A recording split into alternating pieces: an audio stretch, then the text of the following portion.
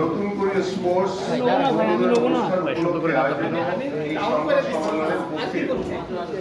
যুব ক্রীড়া মন্ত্রণালয়ের সচিব, মন্ত্রণালয়ের এবং আমার সুপ্রিয় সংবাদ মাধ্যমের প্রতিনিধিবৃন্দ, সবাইকে আসসালামু আলাইকুম।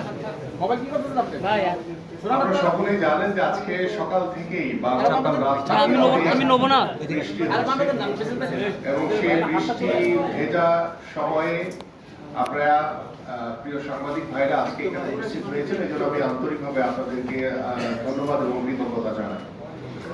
আপনারা জেনে আনন্দিত হবেন যে আগামী 2 মে 2026 শনিবার সিলেট জেলা স্টেডিয়াম হতে দেশব্যাপী স্পোর্টস এর শুভ উদ্বোধন করতে গণপ্রজাতন্ত্রী বাংলাদেশ সরকারের মাননীয় প্রধানমন্ত্রী জনাব তারেক রহমান এমপি সবার সম্মতি জ্ঞাপন করেছেন। মাননীয় প্রধানমন্ত্রীর স্বপ্ন ও তার ঐকান্তিক অভিপ্রায় এবং আমাদের সকলের পরিশ্রমের ফলস্বরূপ আগামী 2 মে 2026 শুরু হতে যাচ্ছে বাংলাদেশের আগামী অগ্রযাত্রা সহযাত্রী নতুনদের প্রাণের স্পন্দনে উজ্জীবিত নতুন করে স্পোর্টস। প্রিয় সাংবাদিক বন্ধুগণ, শহীদ প্রেসিডেন্ট জিয়াউর রহমান স্বপ্ন দেখতেন এমন এক প্রজন্মের যারা সুনাগরিক হিসেবে গড়ে ওঠার পাশাপাশি বিশ্ব মঞ্চে লাল সবুজের পতাকাকে উঁচিয়ে তুলবে। তার হাতে করা এই যুব ক্রীড়া মন্ত্রণালয় এবং পরবর্তীতে সাবেক প্রধানমন্ত্রী বেগম খালেদা জিয়ার সহযোগিতায় এগিয়ে যাওয়া জাতীয় ক্রীড়া পরিষদের সেই গৌরবময় ঐতিহ্যকে ধারণ করেই আমরা সামনে এগিয়ে যাচ্ছি। সম্মানিত সাংবাদিক ভাইয়েরা এবং বোনেরা, আমাদের শিশু কিশোরদের মানসিক বিকাশ এবং সুস্থ জীবনধারার লক্ষ্য নিয়ে কাজ করছে নতুন করে স্পোর্টস। আজকের দিনে ভার্চুয়াল জগতে নেশা তরুণ প্রজন্মকে ধীরে ধীরে গ্রাস করছে। এই আসক্তি থেকে তাদেরকে ফিরিয়ে আনতে এবং সব ধরনের অসামাজিক পথ থেকে দূরে রাখতে মাঠে খেলার কোনো বিকল্প নেই। আমরা চাই অলসতার স্তব্ধতা থেকে আমাদের সন্তানরা হয়ে উঠুক প্রাণবন্ত এবং সৃজনশীল। খেলাধুলার মাধ্যমে তাদের শারীরিক ও মানসিক শক্তি বৃদ্ধি করাই আমাদের মূল লক্ষ্য। এই মহৎ যাত্রায় আপনাদের ইতিবাচক সহযোগিতা এবং প্রচার একান্তভাবে কাম্য। মূলত 12 থেকে 14 বছরের কিশোর কিশোরদের ক্রীড়া প্রতিভা অন্বেষণ ও রাষ্ট্রীয়ভাবে মেধা বিকাশের লক্ষ্যই নতুন করে স্পোর্টস কর্মসূচির আয়োজন। 8টি ইভেন্টে তথা ফুটবল, ক্রিকেট, কাবাডি, অ্যাথলেটিক্স, দাবা, ব্যাডমিন্টন, সাঁতার ও মার্শাল আর্ট প্রতিযোগিতার মাধ্যমে প্রতিভা বাছাইয়ের এই কার্যক্রম চলমান থাকবে এবং শুরু হবে। সম্মানিত উপস্থিতি, আমরা অত্যন্ত সুসংগঠিত একটি কাঠামোর মাধ্যমে এই প্রতিযোগিতাটি পরিচালনা করব।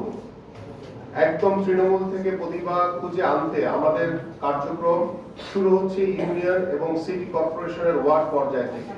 এরপর উপজেলা, জেলা এবং আঞ্চলিক ধাপ পেরিয়ে সেরা প্রতিভারা জাতীয় পর্যায়ে নিজেদের শ্রেষ্ঠত্ব প্রমাণ করবে। সমগ্র বাংলাদেশকে আমরা 10টি শক্তিশালী অঞ্চলে বিভক্ত করেছি, যার মধ্যে ঢাকা, ফরিদপুর, চট্টগ্রাম, কুমিল্লা, রংপুর, খুলনা, বরিশাল, সিলেট, রাজশাহী এবং ময়মনসিংহ অন্তর্ভুক্ত রয়েছে। প্রতিটি পর্যায়ে একটি শক্তিশালী প্রশাসনিক বাস্তবায়ন কমিটি পুরো প্রক্রিয়াটি তদারকি করছে, যাতে কোনো মেধা অবমূল্যায়িত না হয়। আপনারা জেনে আনন্দিত হবেন যে রেজিস্ট্রেশনের জন্য খুব সংক্ষিপ্ত সময় থাকা সত্ত্বেও সারা দেশের শিশু কিশোরদের মধ্যে আমরা যে উদ্দীপনা দেখেছি তা এক কথায় নজিরবিহীন। গত 12 থেকে 27 এপ্রিল পর্যন্ত সারা দেশ থেকে মোট 1,60,779 জন কিশোর কিশোরী অনলাইনে রেজিস্ট্রেশন করেছে। এর মধ্যে 1,16,646 জন কিশোর, 44,133 জন কিশোরী আবেদন করেছে, যা আমাদের নারীদের ক্রীড়াপ্রীতি ও ক্ষমতায়নের এক উজ্জ্বল প্রতিচ্ছবি। পরিসংখ্যানে দেখা গেছে সর্বোচ্চ 15,324 জন আবেদনকারী নিয়ে সিলেট জেলা শীর্ষে অবস্থান করছে। এরপরই রয়েছে চট্টগ্রাম ৯,৩০৫ জন, ঢাকায় ৮,৮৯৬ জন। ২৯ তারিখের মধ্যে উপজেলা পর্যায়ে দল গঠনের প্রক্রিয়া সম্পন্ন হবে এবং ৩০শে এপ্রিল আমরা চূড়ান্ত তালিকা হাতে পাব। এরপর আগামী ১৩ থেকে ২২শে মে চলবে অঞ্চল ও বিভাগীয় পর্যায়ের উত্তেজনাপূর্ণ লড়াই। পরিশেষে আমি বলতে চাই, খেলাধুলা কেবল জয় পরাজয়ের বিষয় নয়, এটি মাদকমুক্ত সমাজ গঠন এবং তরুণ সমাজকে সঠিক পথে রাখা একটি শক্তিশালী হাতিয়ার। মাননীয় প্রধানমন্ত্রী জনাব তারেক রহমানের নেতৃত্বে আমরা যে সমৃদ্ধ বাংলাদেশের স্বপ্ন দেখছি, নতুন করে স্পোর্টস হবে সেই স্বপ্নের এক অবিচ্ছেদ্য অংশ। সাংবাদিক ভাইদের কাছে আমার বিশেষ অনুরোধ, আপনারা আপনাদের কলম ক্যামেরার মাধ্যমে এই শিশু কিশোরদের স্বপ্নকে দেশবাসীর সামনে তুলে ধরবেন। আপনাদের সহযোগিতায় আমাদের এই তৃণমূলের লড়াই একদিন অলিম্পিক কিংবা বিশ্বকাপের মঞ্চে রূপ নেবে, এই প্রত্যাশা রইল। সবাইকে ধন্যবাদ। বাংলাদেশ জিন্দাবাদ। এবং আমাদের সাংবাদিক ভাইদের জন্য একটু অনুরোধ করবো, একটু বসবেন আপনারা, যে আপনাদের জন্য একটি নির্দেশিকা আমরা আপনাদের প্রত্যেকের টেবিলের সামনে আমরা পৌঁছে দিব।